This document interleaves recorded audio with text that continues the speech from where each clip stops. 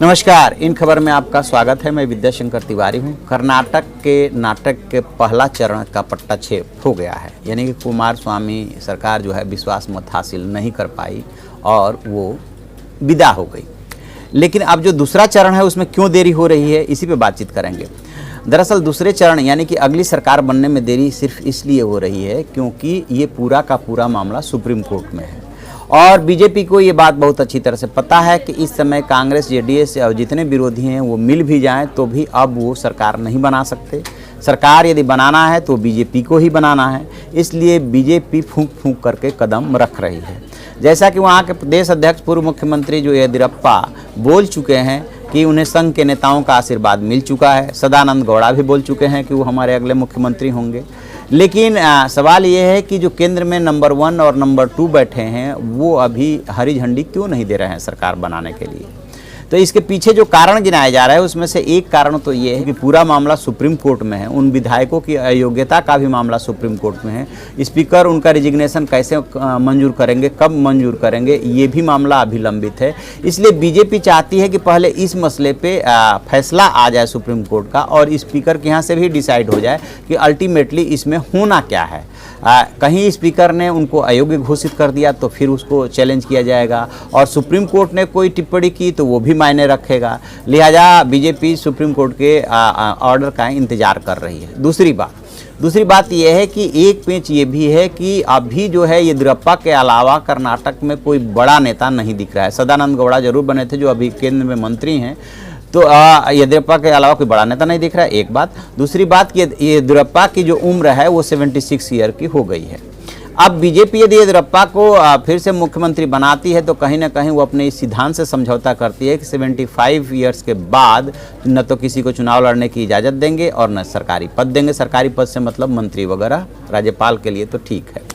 अब इसी आधार पर कलराज मिश्र, लाल कृष्ण आडवाणी, मुरली मनोहर जोशी और बहुत सारे नेता जो पुराने और बुजुर्ग हो चुके हैं उनको अलग किया गया। यद्यपि बीजेपी ने कभी इसकी औपचारिक रूप से घोषणा नहीं की कि 75 ईयर्स के बाद किसी को टिकट नहीं मिलेगा या मंत्री नहीं बनाया जाएगा, लेकिन अघोषित रूप से इस सिद्धांत को लागू किया। अब येदियुरप्पा के रास्ते में कहीं ना कहीं ये सिद्धांत भी आ रहा है। ये बात अलग है कि पार्टी चाहे तो ये भी डिसाइड कर सकती है कि भाई एक्सेप्शनल केस में ऐसा किया जा रहा है, एक्सेप्शनल केस कहीं भी हो सकता है।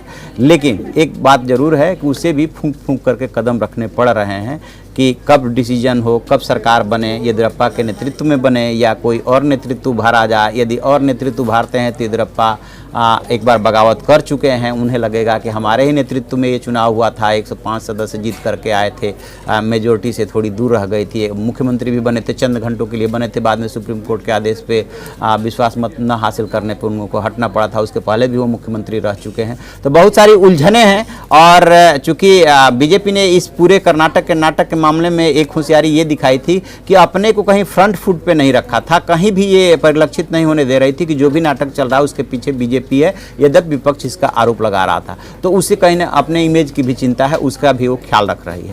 अब इसके बाद जो आरोप लग रहे थे कि बारी जो है मध्य प्रदेश और राजस्थान की है, तो मध्य प्रदेश में तो कमलनाथ ने इनके दो विधायकों नारायण त्रिपाठी और शरद कौल को तोड़ करके ये साबित कर दिया कि इतनी आसानी से वो ऑपरेशन कमल चलाने की यहाँ पे इजाज़त नहीं देंगे। वहाँ पे अब बीजेपी के जो विपक्ष के नेता हैं वहाँ पे सदन में गोपाल भार्गव उनसे जवाब नहीं बन रहा है, क्योंकि वही दावा कर रहे थे कि यदि ऊपर से इशारा मिल जाए तो हम चंद घंटों में जो है सरकार बना लेंगे। तो वहाँ अभी थोड़ा समय लगेगा, यदि कोई ऑपरेशन चलाते हैं तो भी समय लगेगा, क्योंकि वहाँ पे उनका मुकाबला कमलनाथ से है जो कि रणनीतिकार अच्छे माने जाते हैं।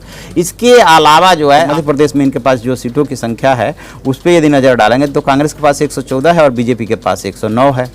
तो कांग्रेस ने अपने दो इधर तोड़ लिया है, तो इस तरह से उसने अपने को बचा लिया है।